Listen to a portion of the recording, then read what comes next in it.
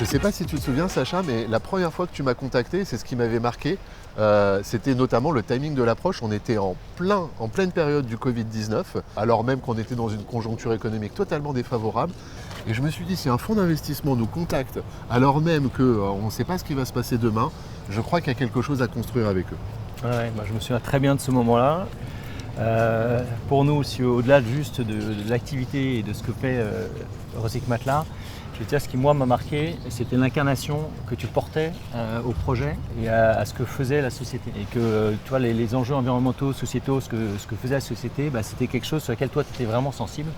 Et je vois que toi, dans la relation de confiance qu'on construit ensemble sur un projet comme celui-là, cette relation humaine elle est importante et c'était une évidence pour moi qu'il fallait qu'on fasse un bout de chemin ensemble.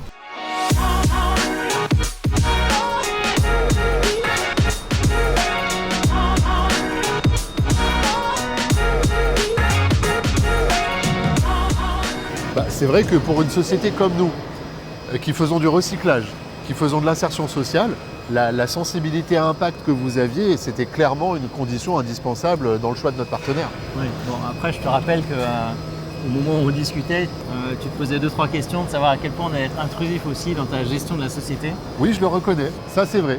Je me souviens, c'est vrai que j'appréhendais un petit peu le fait de changer d'actionnariat, d'avoir un fonds au capital.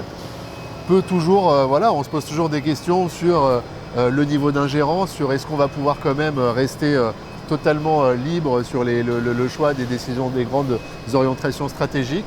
De ce point de vue-là, ne t'inquiète pas, j'ai été rassuré. Voilà, vous laissez les dirigeants s'émanciper pleinement. Je me suis vite aperçu que ce n'était pas qu'un actionnaire, mais un vrai partenaire qu'on allait avoir. C'est vrai qu'on a tourné ça autour du plan d'impact, qui est vraiment pour nous la singularité un peu du fonds. C'est vraiment du sur-mesure. Ouais. C'est quelque chose où on va prendre le temps, on a pris le temps de bien le faire ensemble. C'est pas quelque chose qu'on va imposer et c'est pas du tout notre philosophie. Notre philosophie, c'est on a fait ça sur 6 mois. On a réfléchi à quelles étaient les bonnes actions à mettre en place pour rendre la société plus exemplaire. Et d'autant plus d'ailleurs qu'il y avait vraiment justement matière à réfléchir. Parce que je pense que finalement, on avait tout un tas d'actions effectivement mis en place, mais il n'y avait pas de cadre, il n'y avait pas d'organisation. Et vous, effectivement, on n'avait pas de plan établi. Vous êtes parti de l'existant et grâce à vous, c'est vrai que tout ce plan d'action a été formalisé avec la mise en place d'indicateurs de performance, d'objectifs. Et c'est clairement ça qui nous manquait, quoi.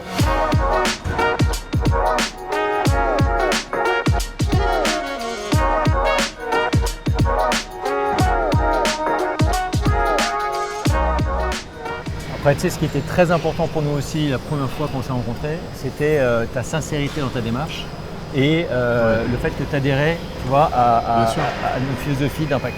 Bien sûr, mais je te rassure, j'aurais pas pu faire autrement que d'être sincère, parce que lorsqu'on construit une entreprise, avec les enjeux qui sont les nôtres, on ne peut pas tenir un discours de façade.